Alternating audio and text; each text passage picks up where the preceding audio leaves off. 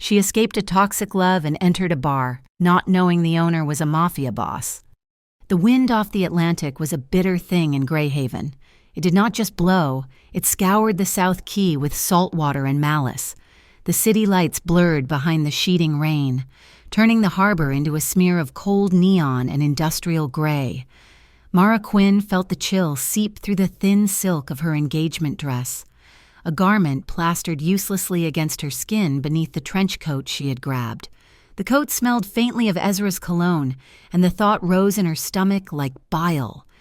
Just an hour ago, she had been the centerpiece, the perfect, smiling fiancé of Ezra Pike, technology's golden CEO, his hand resting with proprietary weight on the small of her back.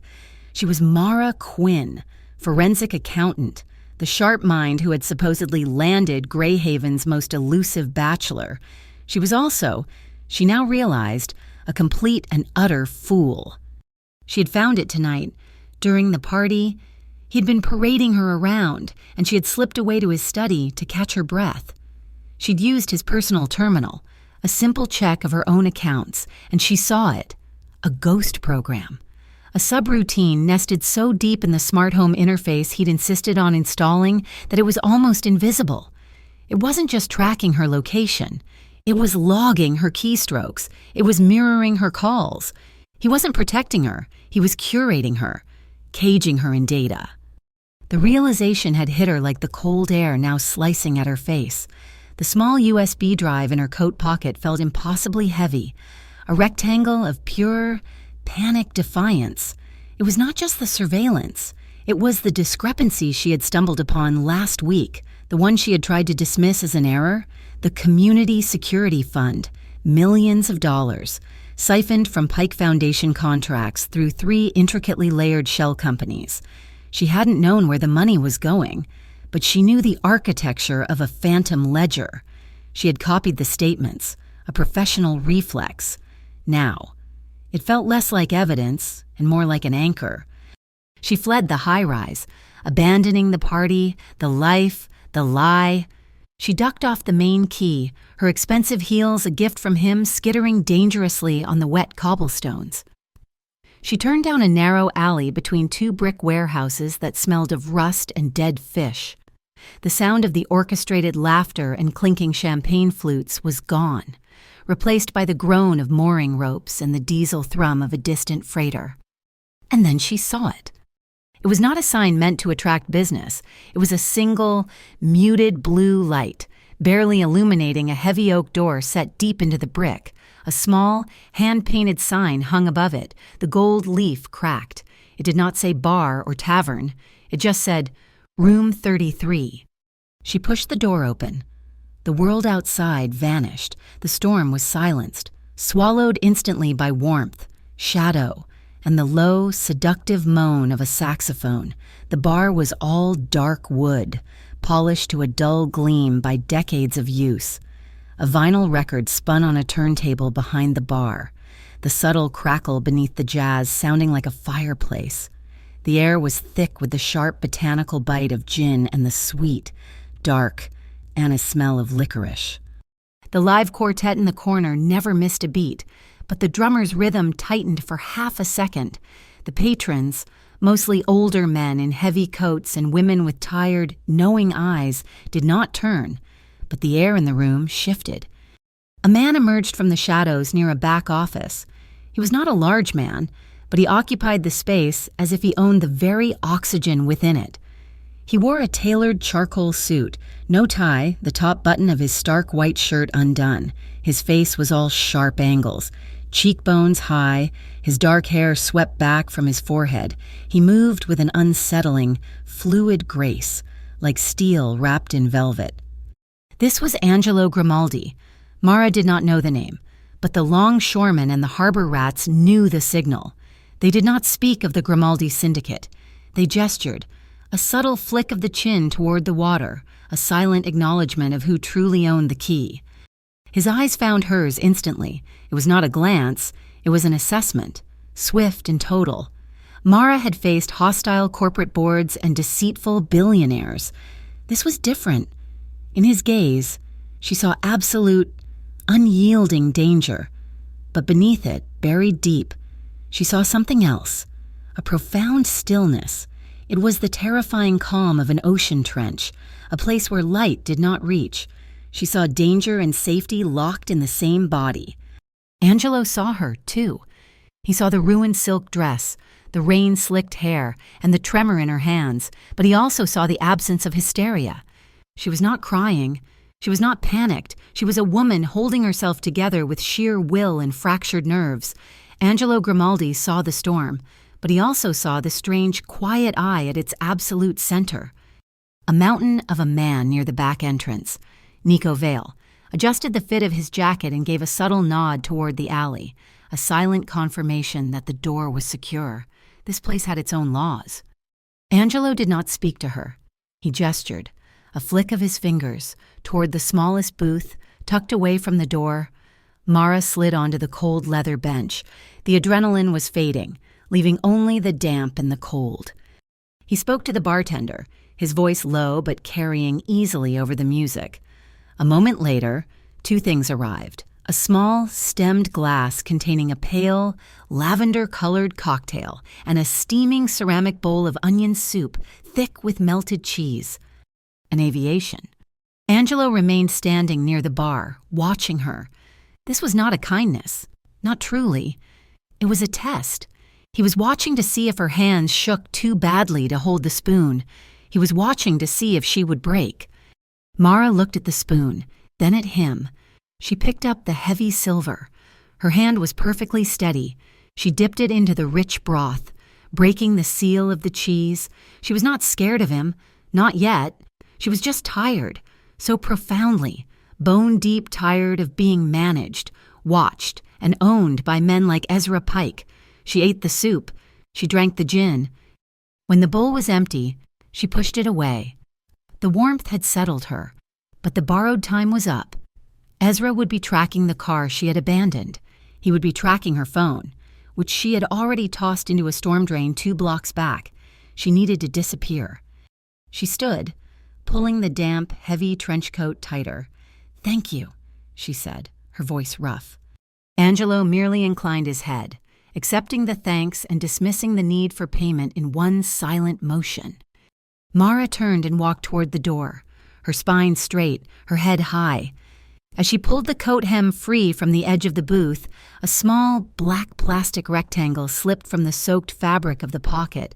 It landed silently on the dark, upholstered cushion. Mara did not hear it. She did not look back. She pushed the heavy oak door open and vanished back into the Greyhaven night. Angelo waited a full minute. The jazz quartet slid into a melancholy ballad. He walked to the booth. Nico Vale materialized at his shoulder. Angelo bent down and picked up the USB drive. He rubbed the moisture off it between his thumb and forefinger. He did not inspect it. He walked to his office in the back, opened a heavy, dark mahogany cigar box, and dropped the drive inside. He shut the lid with a soft, final click. His eyes grew cold, his gaze fixed on the rain lashing the thick glass of his window. He knew the smell of Ezra Pike's money. He knew the stench of his digital ambition, which was already creeping toward the harbor. But this drive, dropped by a woman with the eyes of a survivor, smelled different. It smelled like a war much larger and much dirtier than the South Key. The laptop Angelo used was not connected to any network. It was a sterile machine, kept in his office safe for precisely this purpose, scrubbed clean after every use. He inserted the drive. The files were encrypted, but Mara Quinn was a professional, not a spy. She had used a standard corporate key, one Ezra Pike likely overlooked, and Angelo's own tech specialist bypassed it in under 10 minutes. What unfolded on the screen was not chaos. It was architecture. Mara's mind was organized, and so were her stolen files. Angelo watched the money move. Millions in municipal contracts, earmarked for port modernization and cybersecurity, flowing from the city treasury. The recipient was not a contractor.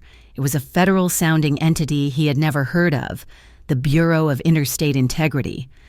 The BI, a name that sounded clean, sterile, and untouchable. From the BII, the funds did not disperse.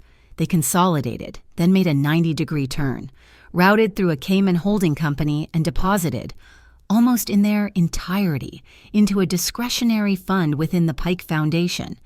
Ezra Pike was not just skimming. He was swallowing the city's budget whole, using a phantom federal agency as his laundry.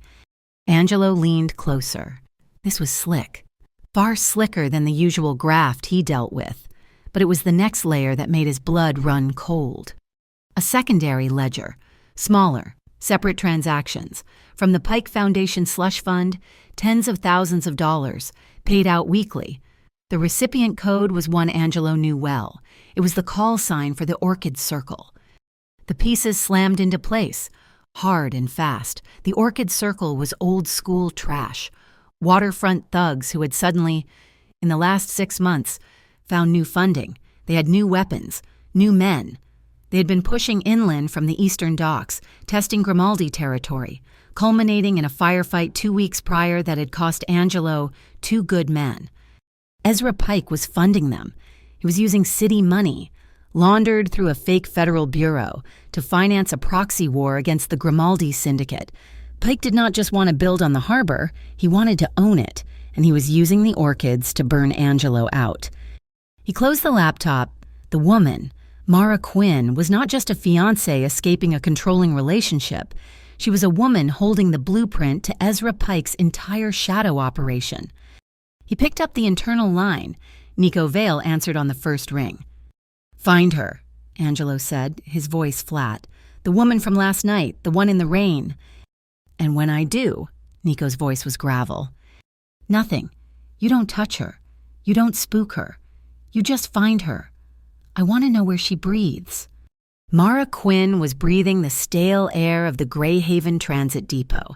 She had huddled on a hard plastic bench for 3, maybe 4 hours, drifting in and out of a toxic, unrestful sleep. The bright, humming fluorescent lights gave her no peace. Her phone, which she had powered back on in a moment of weakness, was a bomb in her hand. It had started with texts from Ezra. "Mara, where are you? I was worried sick." Then, "Your friends are asking for you. This is embarrassing. Come back." Then, the shift. "I know you were in my study. Don't be stupid, Mara." Finally, just before dawn, the phone buzzed violently. The screen lit up, not with a text, but with the Pike logo. The stylized P she used to think was so elegant. It pulsed on her screen, and a message typed itself out, letter by letter. "You have something that belongs to me.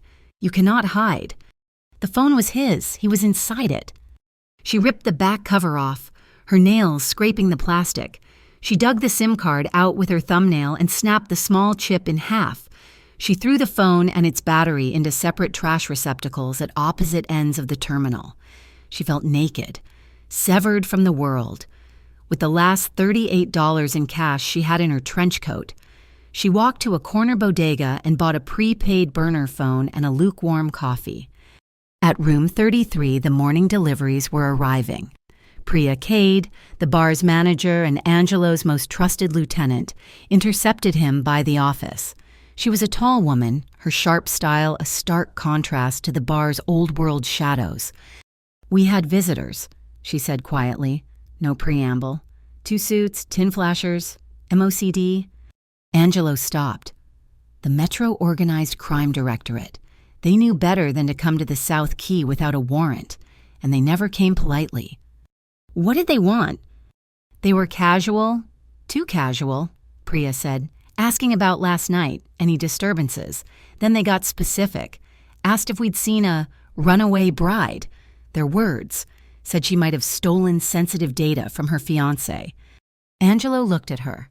MOCD, the city's organized crime unit, inquiring on behalf of Ezra Pike. He went back to his office and stood before the window. The web was no longer a theory. The BII, Pike's Federal Laundry, the MOCD, his city-level muscle, running personal errands, and the Orchid Circle, his street-level soldiers. Pike was not just a businessman. He was an infection, with tendrils in every branch of the city's power structure. And Mara Quinn, the forensic accountant, had the map to all of it. She was the one loose thread that could unravel the entire thing. Nico called at noon. Harbor Light Motel, room 207, paying cash. Checked in under Quinn. She hasn't left. Angelo drove himself. The Harbor Light was a forgotten place on the edge of the cargo lanes, smelling of diesel fumes and mildew. He parked across the street, watching the second-floor window. He saw her silhouette pass once. He did not go to the room. He did not send Nico. He walked into the grim lobby, where a clerk sat behind reinforced glass, barely looking up from a small television. Angelo picked up the greasy receiver of the house phone and dialed 207. Mara snatched the phone off the receiver on the first ring, her heart leaping into her throat. "Hello?" The voice on the other end was low, calm, and unmistakably the man from the bar. It was the voice of the dark wood and the saxophone. "You dropped something at my place." A cold dread, heavier than her exhaustion, settled over Mara, the USB drive. She'd been so sure she had secured it, so sure it was lost to the storm or the gutter.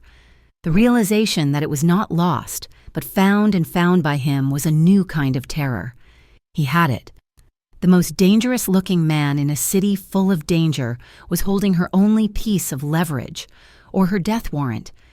"Where?" she managed to say, her voice a croak. "Where you left it," when he replied, "Room 33. The line clicked dead. She sat on the edge of the musty bed for 10 minutes. This was a summons. He could have sent men to her door. He could have called Ezra and sold her location. He had done neither. He had called her directly. He was giving her a choice between the wolves she knew and the one she did not. She walked back to room 33. The bar was closed, the blue light off.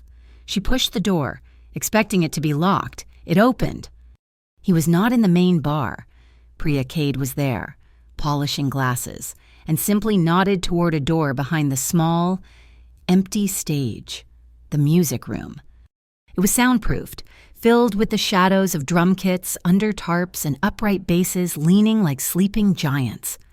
Angelo Grimaldi was sitting on a piano bench, the lid of the instrument closed. The air was still. Mara stood in the doorway, clutching the thin strap of her new, cheap bag.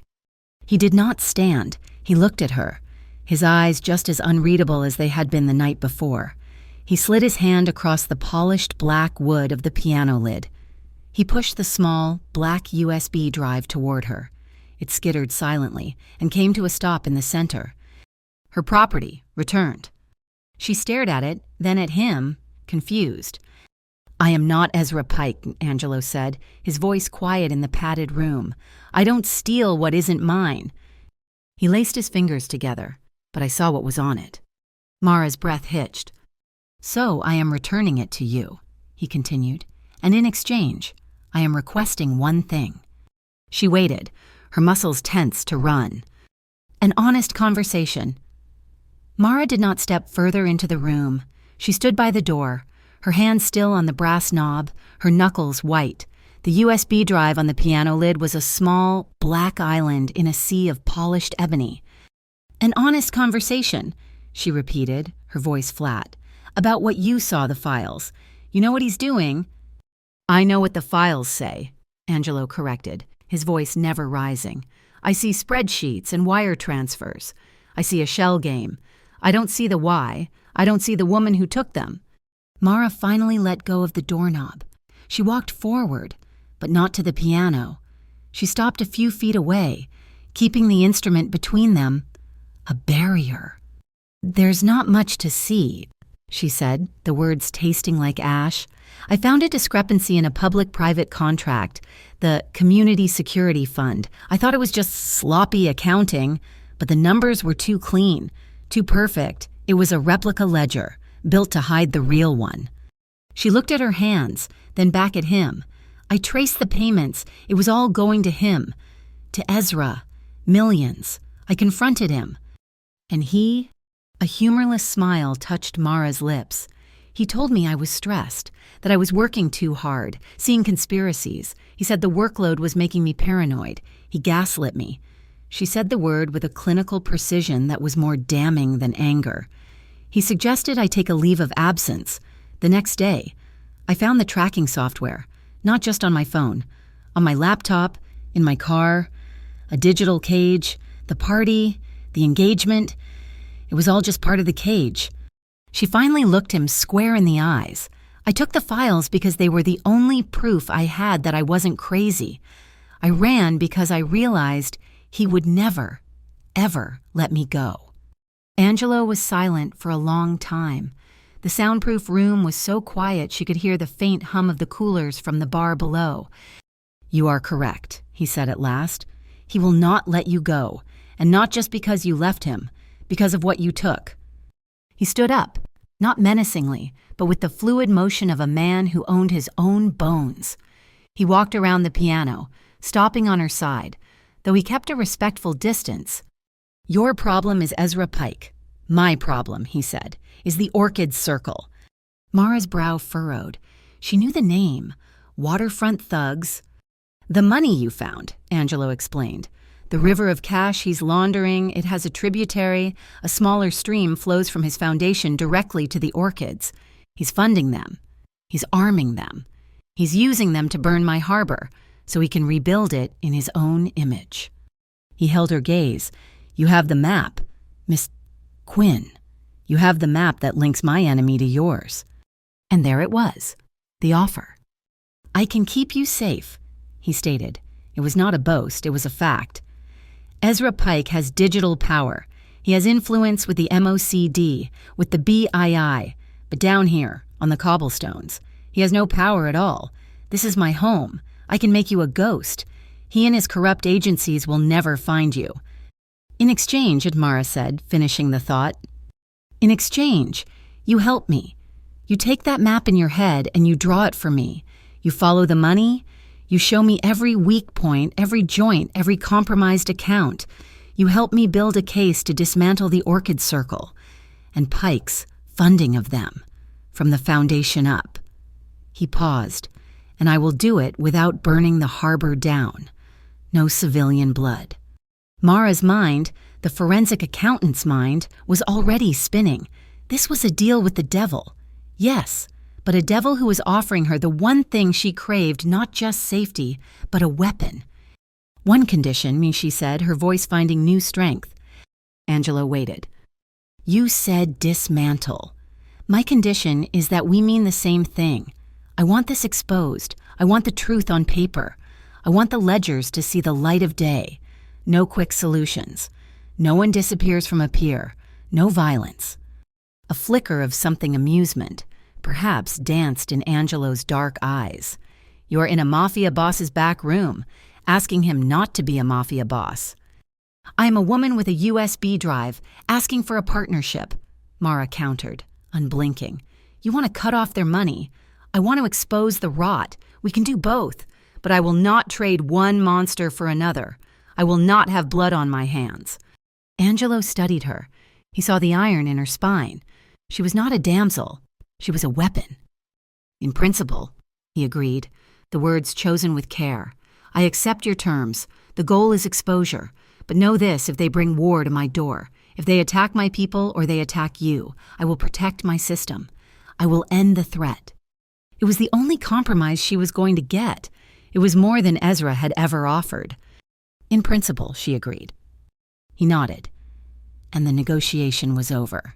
He led her out of the music room and up a narrow, steep flight of stairs behind the bar, a stairway hidden from the public. Priya Cade was at the top, holding a key. The room was small, tucked into the gables of the old building. It was not a prison, it was a haven, a heavy, old oak bed frame, a simple wooden desk, a single window, its glass wavy with age that looked out over the dark, churning water of the harbor. On the sill sat a small terracotta pot with a single, resilient mint plant growing in it. "It has its own lock," Priya said, handing Mara the key.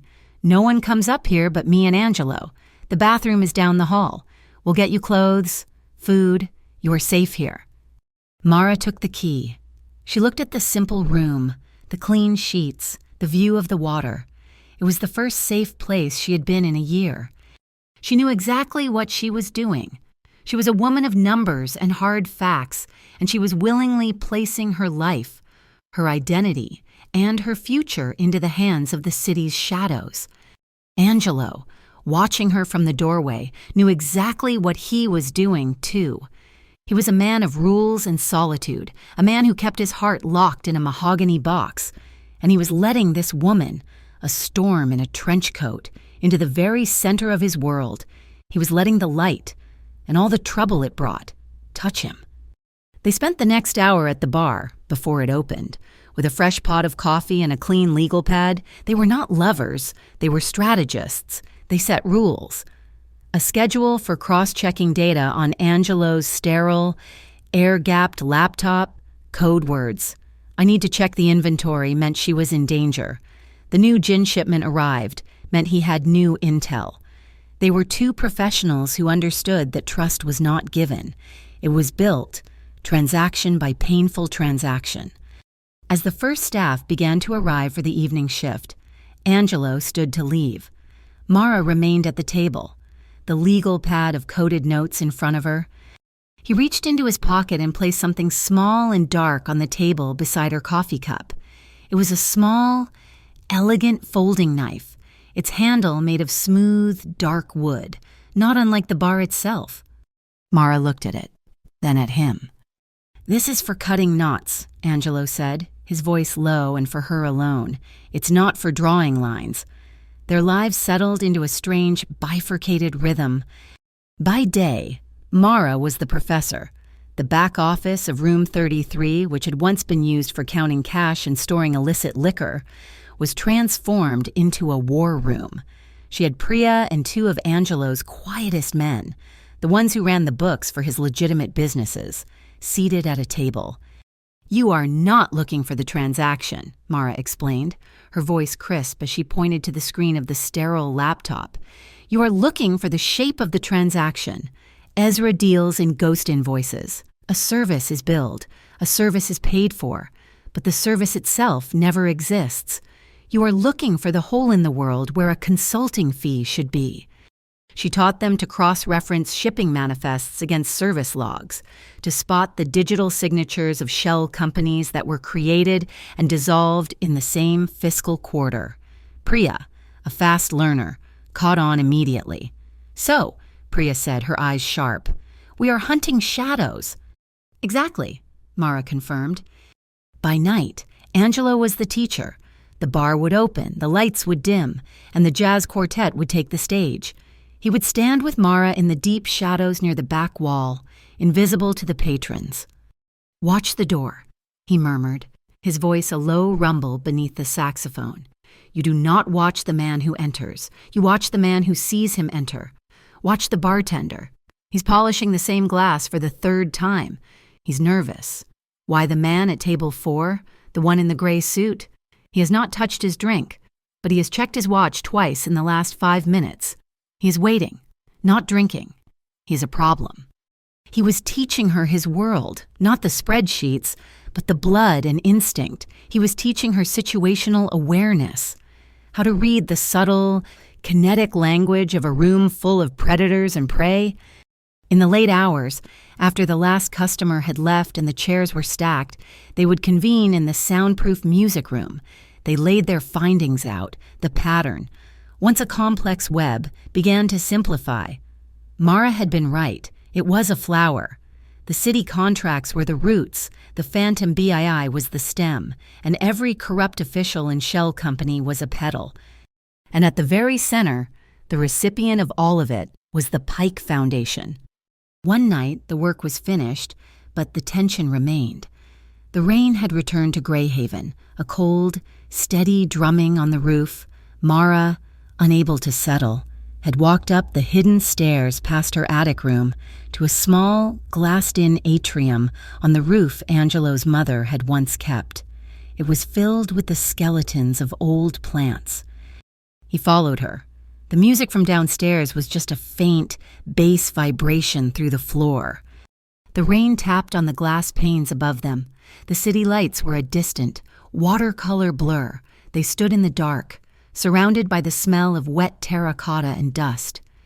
"You should sleep," he said. "So should you," she replied, not looking at him.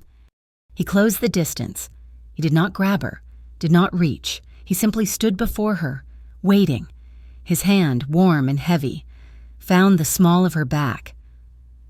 It was not the proprietary grip of Ezra Pike. It was a question, an offering of stability.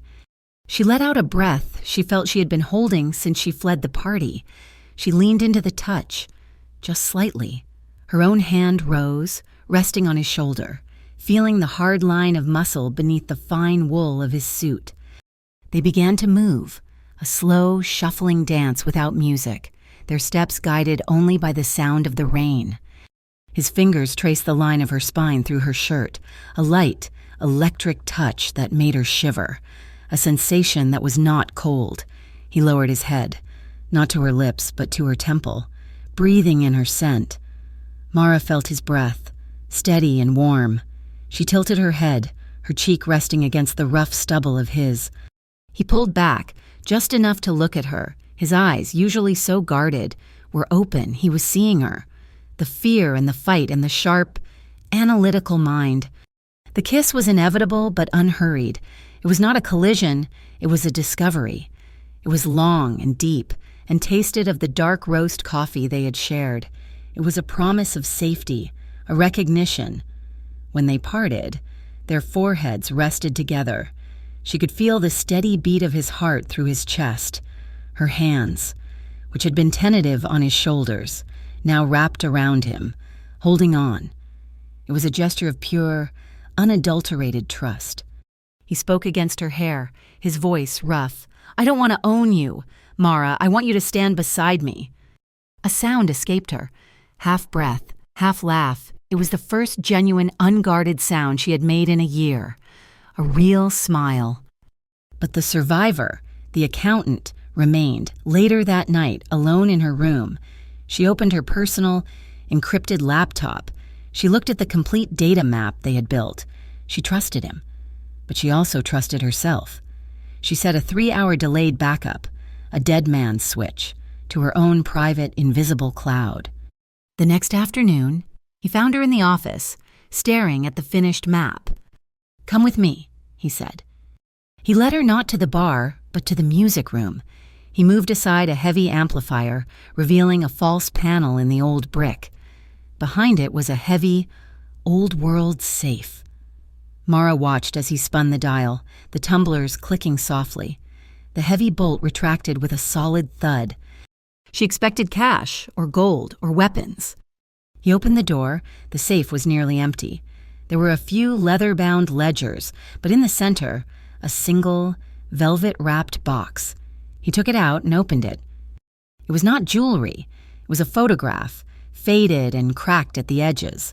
A younger, happier Angelo, barely 20, stood with his arm around a teenage boy who shared his dark eyes. A beautiful woman with a sad smile stood beside them.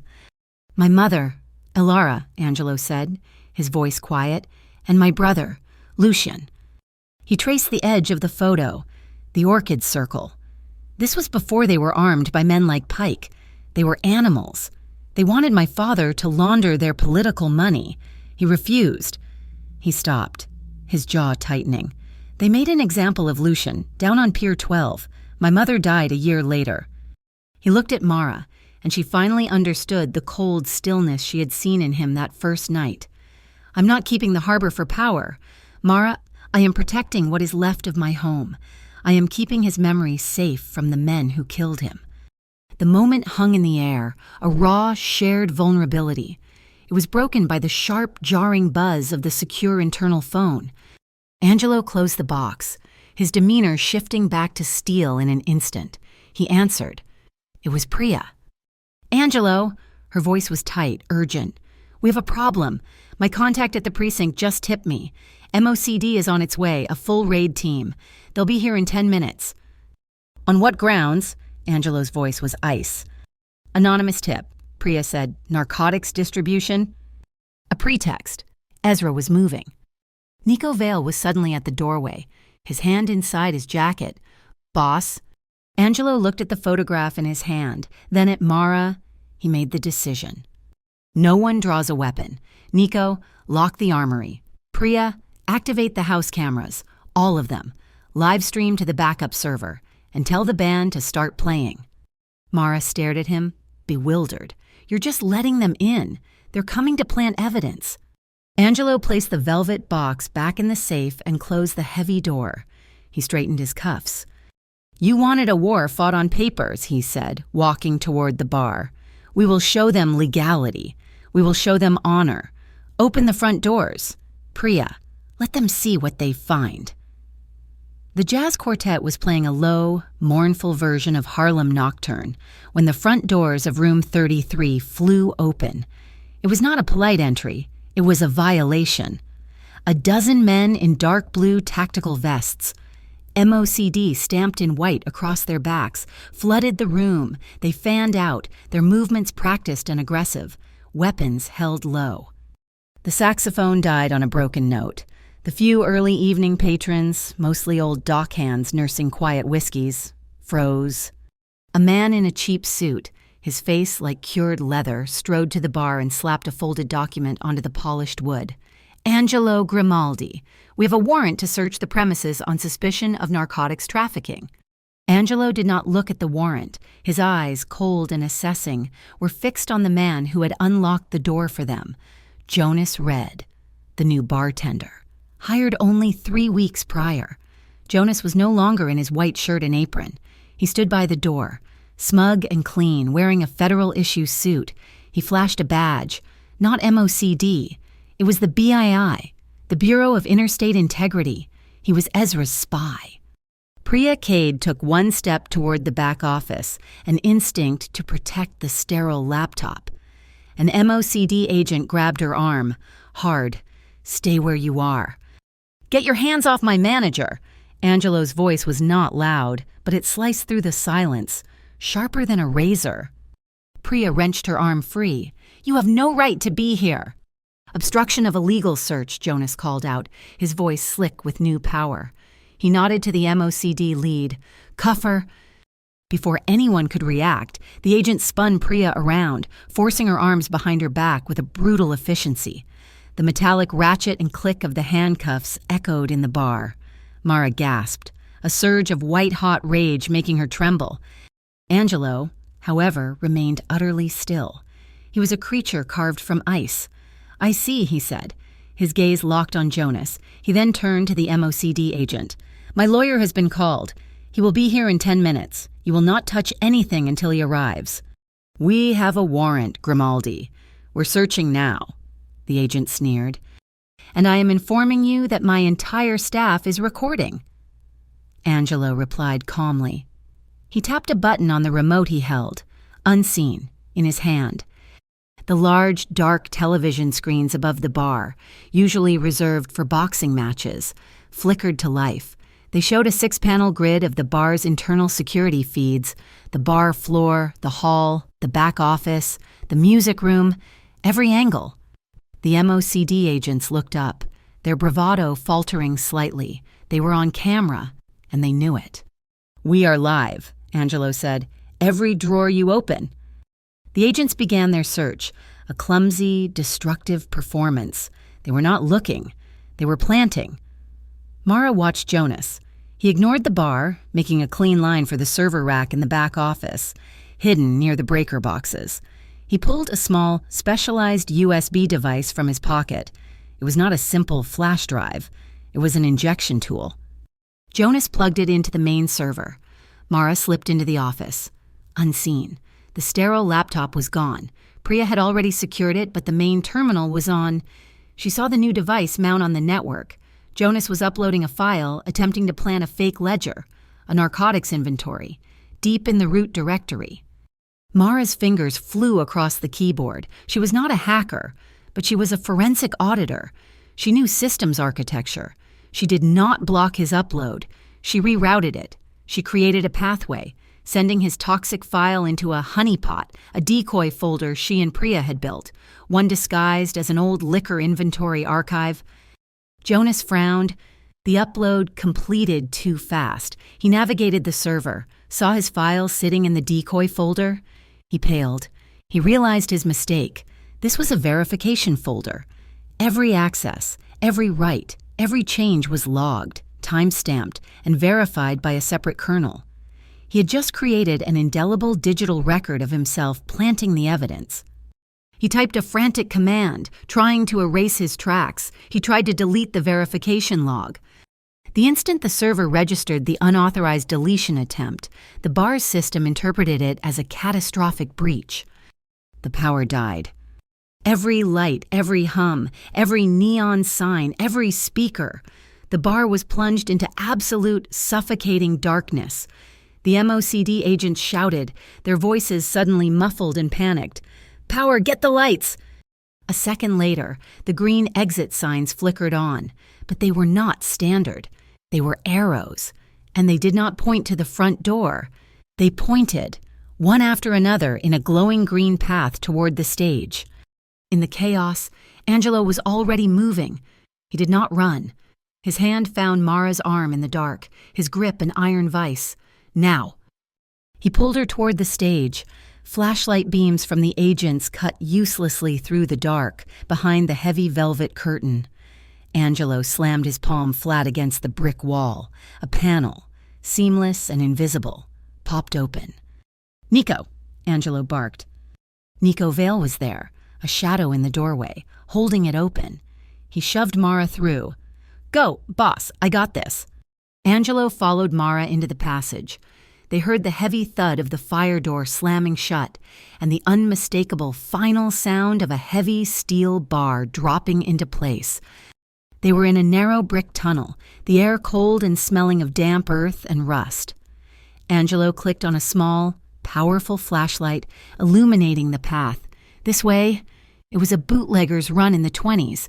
It leads to the water. He kept his hand on the small of her back. Half guiding, half pushing her forward, they emerged from a rusted iron grate, hidden behind a stack of condemned pallets on the furthest pier. The sounds of the raid were gone, swallowed by the brick and the distance. The cold wind from the Atlantic hit them, whipping Mara's hair across her face. She was shaking, not from the cold, from the reality. The BI badge, the MOCD raid. She was a fugitive, standing on a dark pier with the one man who was protecting her, and he was the city's most wanted. The line was gone. She was on his side of it now, and the enemy was the law itself. Angelo was scanning the darkness, his breathing perfectly controlled. His burner phone vibrated. He answered it, listening. "Where?" His face hardened. "Tomorrow, midnight, understood." He put the phone away. "Priya is safe," he said, answering her unasked question. "Nico got her out the back fire exit before he sealed the tunnel. They're at the safe house." "Who was that?" Mara asked, her voice trembling. "The Orchid Circle," he said, his gaze fixed on a freighter in the outer harbor. "They want to talk." They named the time and the place, the Violet Star, a cargo ship. Tomorrow night. Mara processed it instantly. "It's a trap. Ezra knows the raid failed. He's pushing the Orchids to fix his mess." "I know. I'm coming with you," she said, her voice finding its steel. Angelo turned to face her, his expression unreadable. "No. I'm not asking, Angelo. They're meeting you because of my data. This is my fight. I can wear a recorder. I can get audio proof that links them to Ezra." "No," he repeated, and the word was ice.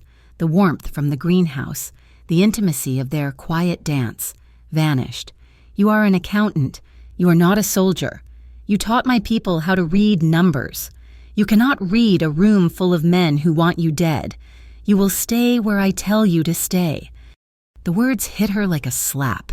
It was the first time he had spoken to her not as a partner, but as a piece on his board. The trust they had built fractured, the tension rising between them like the cold, dark water. They did not go to the safe house. Angelo took her to a place she had never seen. A small, preserved apartment above a closed-down Italian bakery in the old quarter. A place that smelled of yeast and thyme. It was the apartment where he had been born. The silence between them was heavy, freighted with his refusal on the pier. Mara stood by the window, her arms crossed, watching the empty street. She was not a prisoner, but she felt like a liability, demoted from partner back to package. "You're angry," he stated. It was not a question. "You're sidelining me," she shot back, turning from the window. "You said stand beside me, Angelo, but when the time came, you told me to stay where I tell you. That's not a partner. That's a pet. That's what he did." The comparison hung in the air, sharp and toxic. Angelo's face did not change, but his eyes darkened. He walked to the old, cold fireplace, placing his hands on the mantel. He was looking at a framed photo, the same one from the safe, Alara and Lucian. "When I was 22, he said, his voice low, his back to her. "My father was still alive. The Grimaldi name meant something different then. It meant protection, but it was softer. The Orchid Circle was just a handful of animals who wanted to get into politics. They needed my father to wash their bribe money. He said no." He picked up the photograph, his thumb brushing over the glass. Lucian was 17. He was smart, like you. He saw things in patterns. He was going to college. He had nothing to do with the business. Angelo's voice was devoid of emotion, a man reciting a fact that had burned out his insides long ago.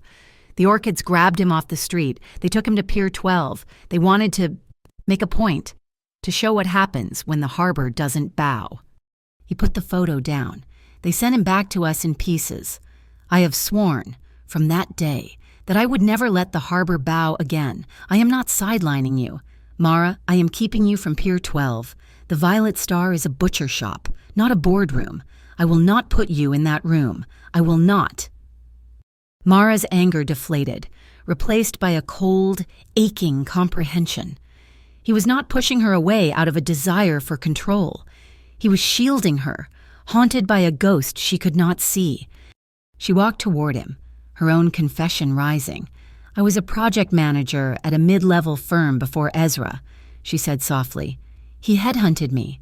He told me the Pike Foundation's new urban security initiative was going to change the city, a program to reduce street-level violence." She looked at her own hands. "I believed him. I designed the grant funding protocols. I built the system. Angelo, I genuinely thought I was doing good. And then I found the real ledger. I found the transfers to the BII, the money flowing back to him. I realized the community security was just a code name for his protection racket."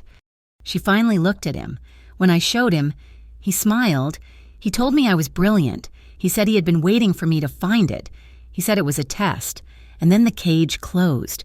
He used my own work, my own belief in doing good, to make me his puppet. He made me complicit. That, she said, her voice breaking just once, is why I ran. He turned to face her. The gulf between them, the pier and the past, was finally bridged. He saw her guilt, and she saw his grief. "We need a new rule," he said, his voice rough. "No more orders," she stated.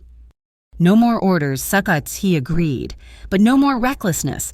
From now on, any decision that carries this level of risk, any decision that could lead to Pier 12, we both have to sign off. A dual signature." "How?" "With ink and with eyes," he said. "We both agree, or we find another way. No one goes alone." She held his gaze. With ink and with eyes, agreed. The tension broke. The partnership was reforged, stronger now, built not on necessity but on a shared, painful truth.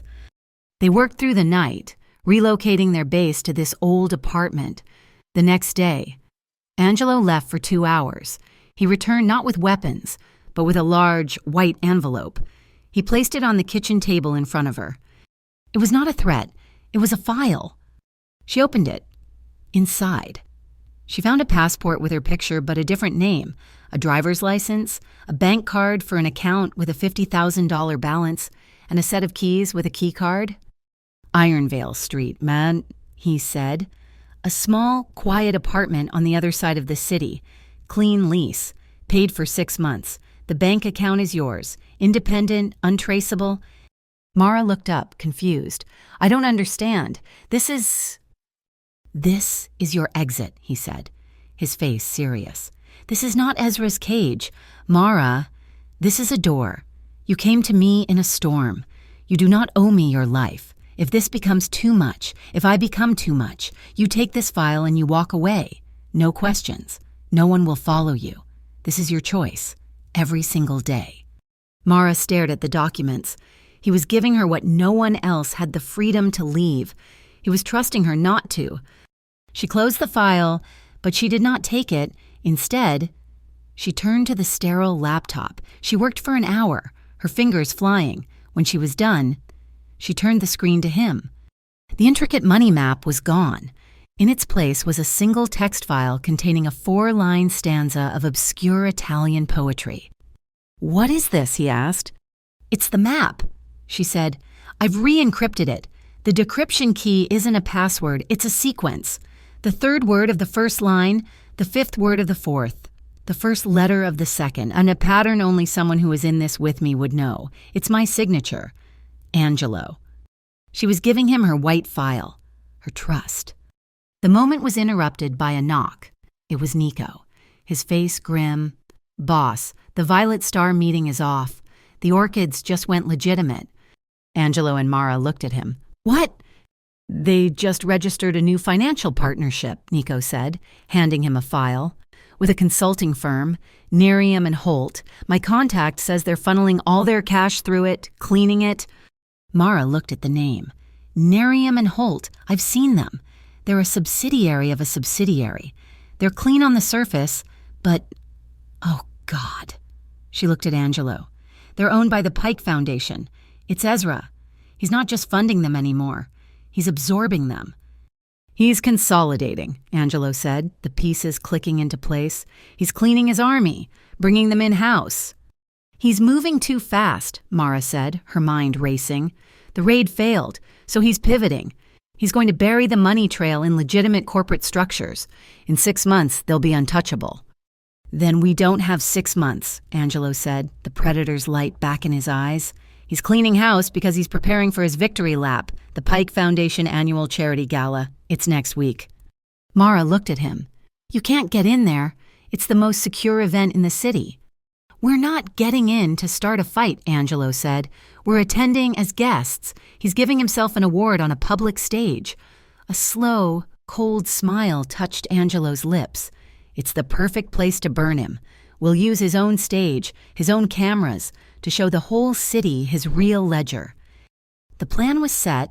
2 nights later, Angelo, in a tuxedo, was scouting the venue, the Glass House Hotel. As he crossed the marble lobby, a voice, smooth and arrogant, stopped him. "Mr. Grimaldi, surprising to see you this far from the water?" Angelo turned. Ezra Pike stood there, immaculate in a bespoke suit, his smile bright and artificial, his eyes as cold as a serpent's. "Mr.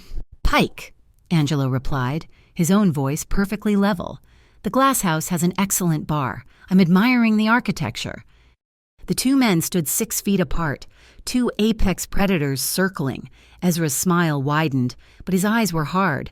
"The architecture is impressive, isn't it? We're funding the new wing. It's amazing what you can build when you clear out the old, rotten foundations." Angelo inclined his head. "Just be careful," he said, his voice dropping to a civilized murmur. "Glass houses, they break easily." He nodded once and walked past him, leaving Ezra Pike standing alone in the center of the lobby, his smile finally gone. The Glass House was aptly named. It was a cathedral of steel and plate glass rising from the waterfront, a monument to new money and transparent ambition. Tonight, it was bathed in the Pike Foundation's signature shade of digital blue.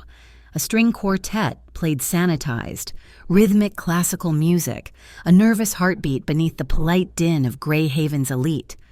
Mara Quinn moved through the crowd, a ghost in a graphite-colored silk sheath. Her hair was pinned up, severe and professional. Her badge read Mara Quinn, Compliance Advisor. Her old key card, which Ezra's security team had never bothered to deactivate, felt like a cold rectangle of ice against her palm. Across the room, Angelo Grimaldi was the picture of old-world legitimacy. He wore a perfectly tailored tuxedo, his bearing more aristocratic than any tech billionaire present. He was Mr. Antonelli, a potential art patron, his gaze sweeping the room, calculating exits and threats, not admiring the ice sculptures. Their eyes met for a fraction of a second, a silent check, in position. In the service corridors, the operation was already in motion. Priya Cade, bailed out and temporarily licensed with a high-end catering firm, directed staff with sharp, quiet efficiency. She wore a black suit, an earpiece connecting her to Nico.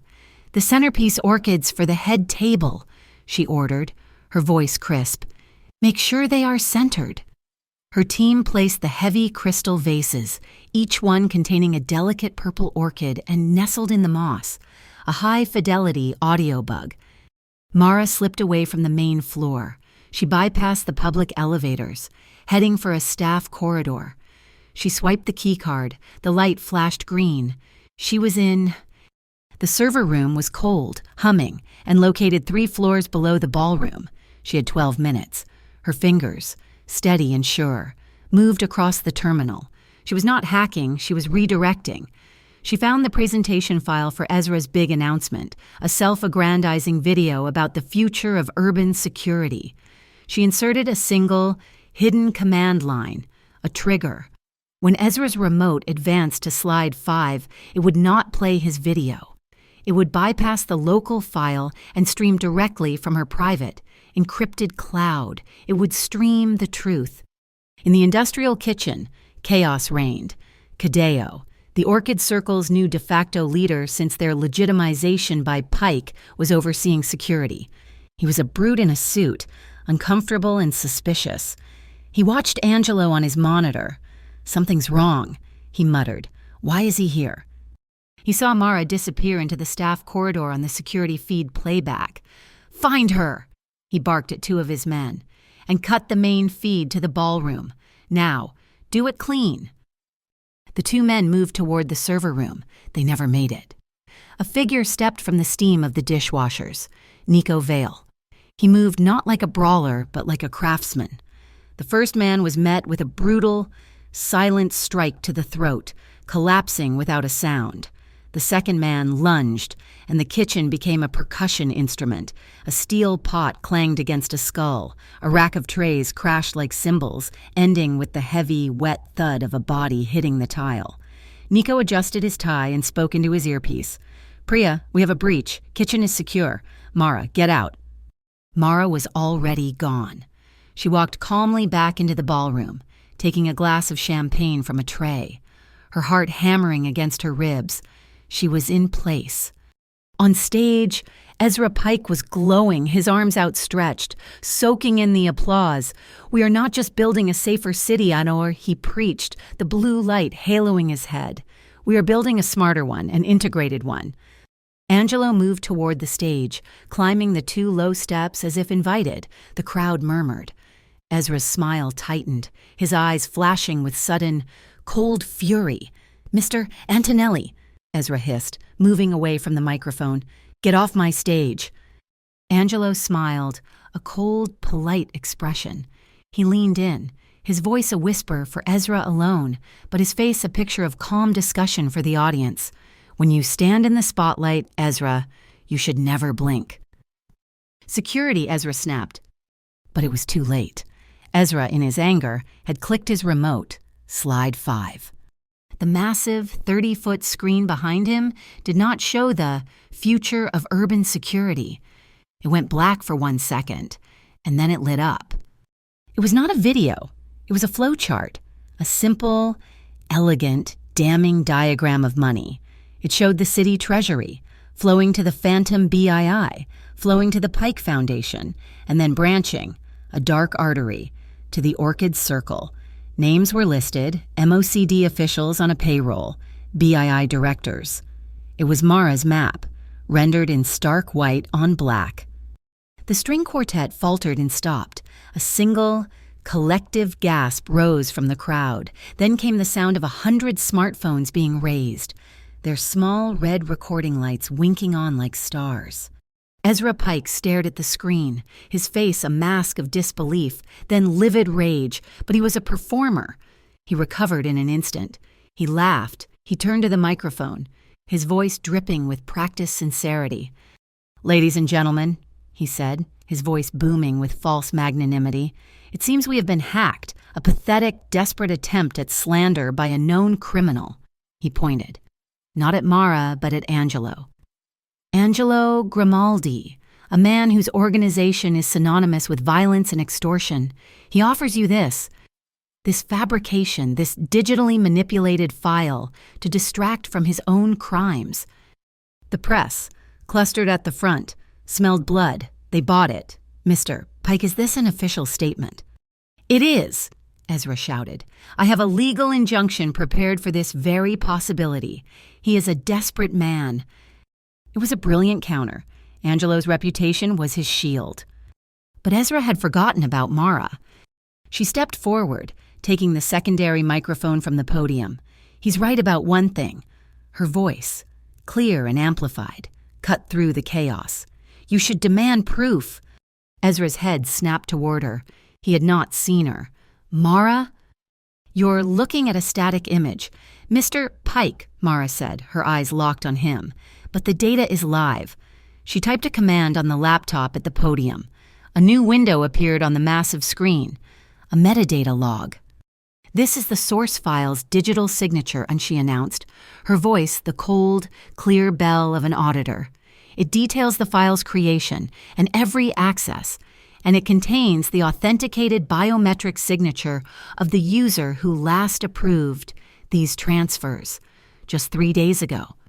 The screen zoomed in on the signature. Ezra J. Pike. Below it, the digital stamp, the IP address, traced directly to the Pike Foundation penthouse, and the exact timestamp. She had not just shown them the map, she had shown them the architect's signature. It was a kill shot. Ezra stared, his face white. He was finished. Suddenly, a piercing shriek filled the room.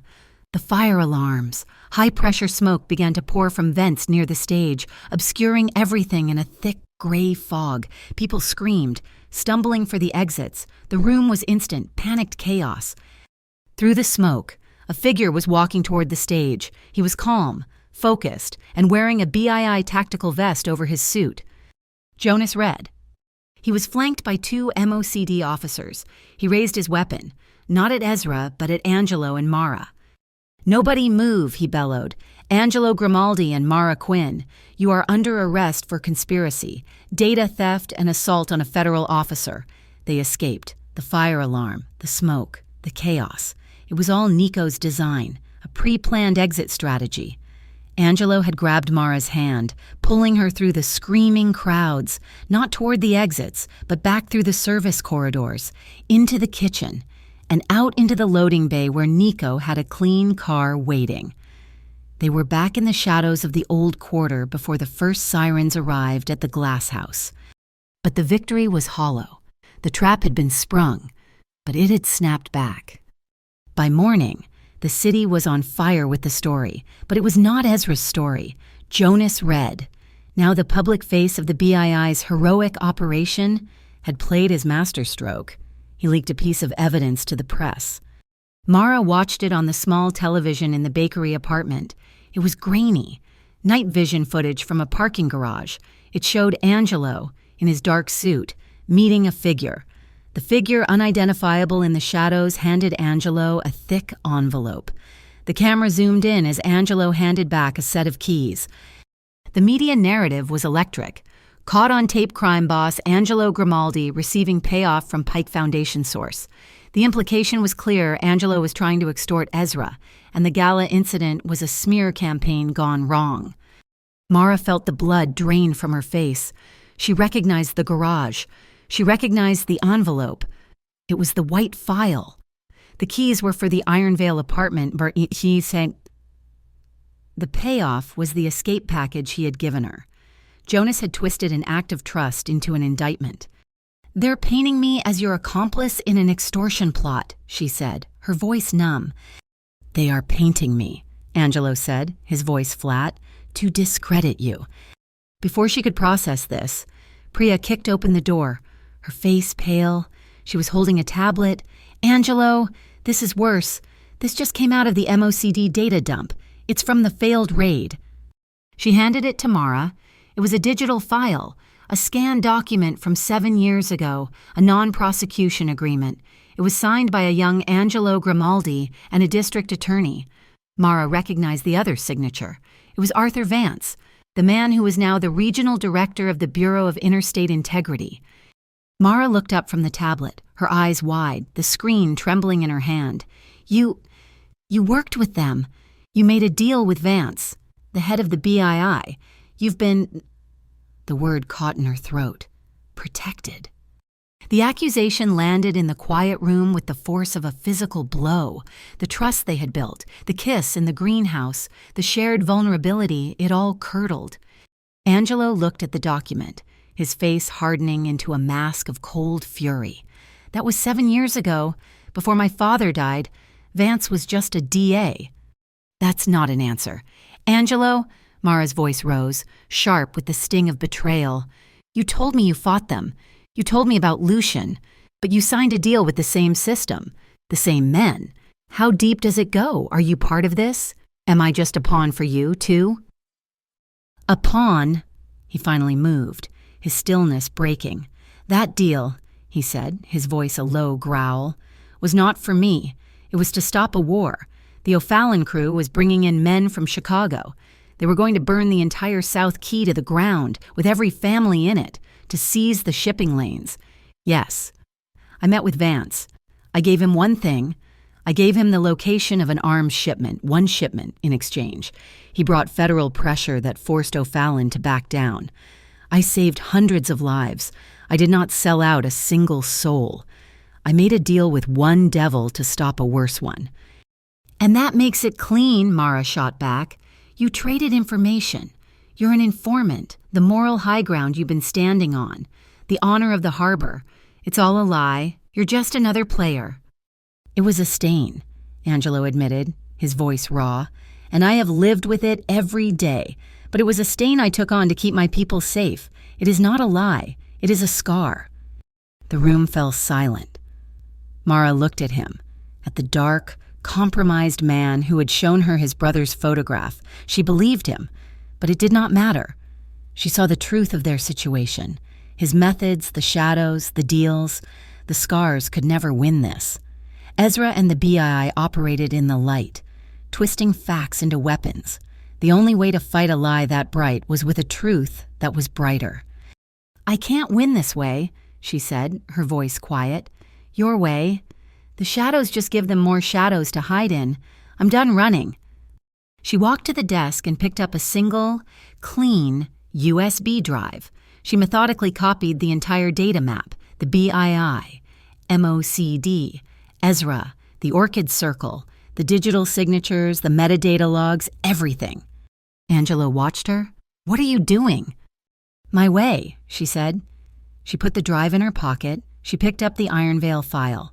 You gave me a door. Angelo, I'm going to use it, but I'm not running. She walked to the apartment door. Mara, his voice stopped her. If you walk out that door, you are walking into their arms. Jonas Red is waiting for you. They will bury you. They will try, she said, her hand on the knob. She looked back at him, her heart breaking. But they can't bury the data. Not if I hand it to them. Transparency. It's the only move I have left. He did not try to stop her. He did not move, did not beg, did not command. He simply watched her, his face an unreadable mask of stone. He was honoring his promise. He was letting her go. She walked out, closing the door softly behind her. Angelo stood for a full minute. Then he picked up his phone. Nico, he said. Static shadow.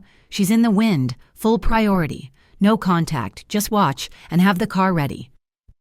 Mara Quinn walked for 3 blocks, then hailed a cab. She did not go to Ironvale.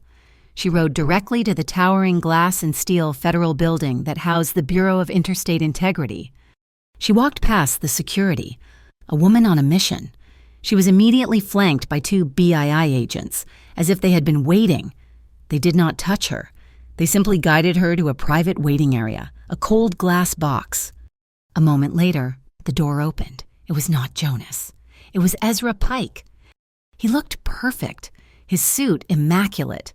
not a hint of the previous night's panic on his face. He smiled, that old, familiar, proprietary smile. "Mara, Mara," he said, disappointment dripping from his voice. "Did you really think he was your savior, a dock rat in a nice suit?" He stepped closer, lowering his voice to the conspiratorial whisper he used to use in bed. "He'll abandon you to save his harbor.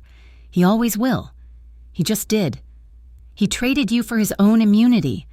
I'd bet, but I'm here. I can still protect you. Give me the data. Mara, tell the press you were coerced. It can all go away." He was gaslighting her again, trying to pull her back into his cage. Mara looked at him.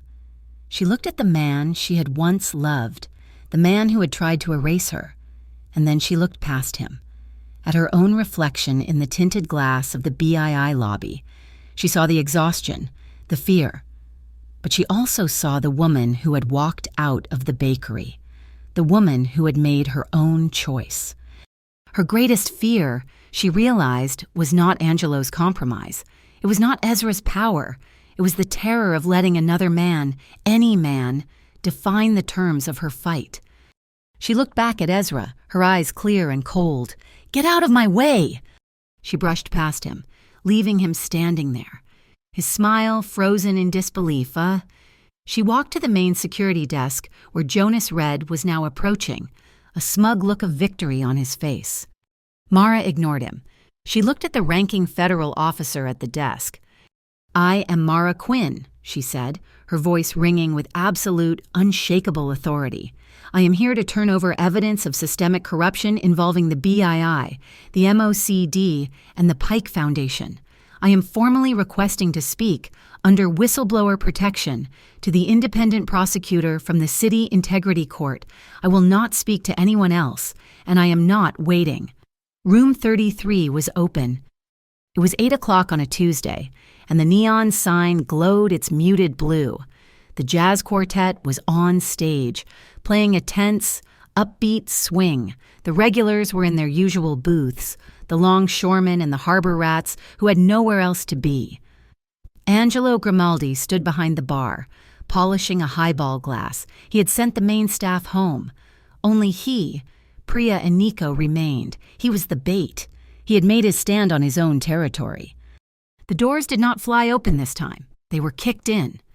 Jonas Red entered first, his BII tactical vest zipped tight, his face a mask of triumph. He was flanked by a dozen MOCD tactical officers, their weapons drawn behind them, strolling in as if he owned the place. Was Ezra Pike. Outside, on the quay, the flashing lights of news vans pulsed against the windows. They had brought an audience for the kill. "Angelo Grimaldi," Jonas announced, his voice booming over the music. The saxophone stopped. "Your establishment is seized under federal authority. You are under arrest for extortion, conspiracy, and the attempted murder of a federal officer." "That's a lie," Priya snapped from the end of the bar. "Put your hands up, all of you," Jonas ordered, leveling his weapon. "That won't be necessary. Agent Red." The voice came from the stage. It was amplified, clear and cold, cutting through the standoff. A single, white spotlight flared to life, illuminating Mara Quinn. She stood by the empty microphone stand, holding a wireless mic, perfectly calm. Ezra's face went white. "Mara?" "I am glad you are all here," Mara said, her voice amplified, ringing with authority. "Especially the press. Outside. This establishment is, as of 10 minutes ago, cooperating fully with an investigation by the City Integrity Court." Jonas took a step toward the stage. "What is this? You're under arrest, lady." "No," Mara said. "You are. By the authority granted to me by independent prosecutor Maria Elamine. The Bureau of Interstate Integrity and the Metro Organized Crime Directorate are hereby placed under temporary observation for extreme conflict of interest." She held up a signed, sealed document. "Your jurisdiction in this matter is suspended." Jonas laughed. "A piece of paper, that's your move." "No," Mara said, her eyes finding Ezra in the crowd. "This is—" She clicked a small remote in her hand. A low hum came from the ceiling. A high-definition projector. hidden in the rafters and aimed at the blank brick wall above the bar, flickered to life. "You came for evidence," Mara announced, her voice filling the room. "Please, look." The first image appeared, the complete money map, the BII, the Pike Foundation, the Orchid Circle. But it was no longer static. It was live. Transactions, dates, and account numbers scrolled across the wall. "This is the full transfer log," Mara narrated, her voice like ice, including the internal memos from Ezra Pike authorizing the merger with Nerium and Holt, the new, clean front for the Orchid Circle. Ezra lunged for the door, but Nico Vale was suddenly there, blocking his path. "And now for Agent Red," Mara continued. The image changed. It was the server log from the MOCD raid, the honeypot file. "This is the server log from the night you and your men illegally entered this bar. And this," the screen zoomed in on a flashing red line of code, "is the biometric and digital signature of Agent Jonas Red, captured by the server as he attempted to plant false narcotics ledgers." It was over. The signature, the logs, the memos. It was all there, projected 10 feet high, captured by the news cameras filming through the windows, and by the cell phones of every single patron in the bar. Ezra Pike looked at the wall.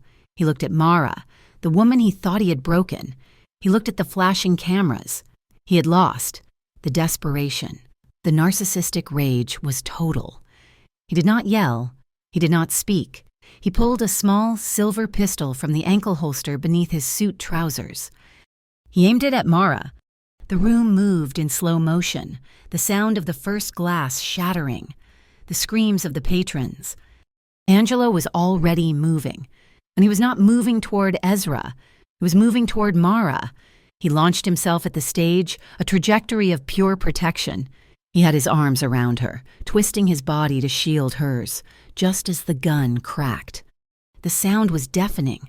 Angelo's body seized, a brutal impact that slammed him and Mara against the back wall of the stage. He did not fall. He kept his feet, his arms locked around her, his head buried in her shoulder. Mara felt the wet, immediate heat spread across his back. She felt the sudden, dead weight of his arm. Angelo? Jonas and the MOCD officers, seeing their primary target shot, raised their own weapons, but they were too slow.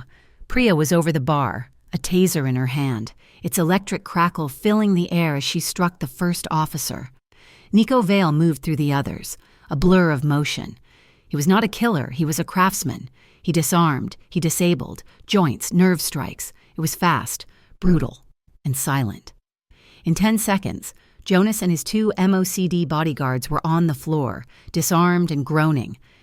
The dockhands, the old-timers, the regulars, they did not run. They did not hide. They stood, their hands steady, their cell phones raised. Every angle, every second was captured. The room was not a bar. It was a courtroom. Mara eased Angelo down to the stage floor, her hands frantic, searching for the wound. It was high, in his shoulder. Blood, dark and thick, was pouring through the white fabric of his shirt. "You're okay," she whispered, her voice shaking, tears blurring her vision as she ripped a strip of cloth from the tablecloth. "You're okay?" He looked up at her, his face pale, sweat beading on his forehead. The pain was immense, but his eyes were clear. "Standing beside you," Mara whispered, her forehead touching his, by eye, by ink. A smile, pained but breathtakingly real, touched his lips. He let his head rest back. "By ink," he breathed. She tied the cloth, a desperate tourniquet, around his arm, her hands slick with his blood. The doors burst open again. This time, it was not a raid. It was uniformed officers from the Harbor Civic Patrol, Greyhaven's clean, local precinct. They were led by a tall, severe-looking woman in a dark suit, the independent prosecutor. "Ezra Pike!" The prosecutor's voice cut through the chaos. "You are under arrest for attempted murder and financial crimes." She nodded to Jonas, who was being cuffed by Priya. "Agent Red, you are under arrest for conspiracy and evidence tampering. Take them." As the corrupt officials were led out in cuffs, the prosecutor looked at Angelo, bleeding on the floor, and then at Mara. "We have the data. Miss Quinn, we will take it from here." The medics arrived, but Angelo held up his good hand. He struggled, with Mara's help. To his feet, he was wounded, but he was not broken. He walked, unsteady, to the microphone Mara had dropped. He looked at the crowd, at the patrons, at his people. "I accept my own shadow," he said, his voice rough but carrying. "For 10 years, I have held this harbor. I did it with shadows, and I did it with rules, but the shadows are done." He took a deep, pained breath. "As of tonight, the Grimaldi syndicate is dissolved. My associates will be given a choice: cooperate fully with the prosecutor's office and transition. We will build a new company, a legitimate cooperative, for the harbor. By the harbor. I will answer for my own past, but our future will be clean." The lights of the news cameras faded as the officers cleared the street. The chaotic emergency lights were gone. The bar was quiet, lit only by the warm, amber glow from behind the bottles. Mara stood by the stage, watching him. He met her gaze. She walked to him, her hands rising to cup his face, her thumbs brushing the sweat from his temples. He leaned his weight into her. His one good arm came around her waist, pulling her flush against him. It was not a kiss of celebration. It was a kiss of survival. It was deep and slow, and it shook with the adrenaline and the pain and the profound, terrifying relief of a war finally over. It was the kiss of two people who had seen the absolute worst of each other's worlds and had chosen to stand there anyway. It was a promise, made in the wreckage. 6 months later, the South Quay was still scoured by the Atlantic wind, but the air felt cleaner. The old blue neon sign above the oak door was gone. In its place, a burnished bronze plaque was set into the brick. It read, "Grimaldi and Ledger." The inside was unrecognizable. The dark, heavy shadows had been lifted. The bar was still there, polished and gleaming, but the walls were now lined with floor-to-ceiling bookshelves. Cozy armchairs and reading lamps filled the spaces where secret meetings once took place. Room 33 had been reborn as a public music room and community library, funded and operated by Mara Quinn's new nonprofit, the Clean Ledger Fund.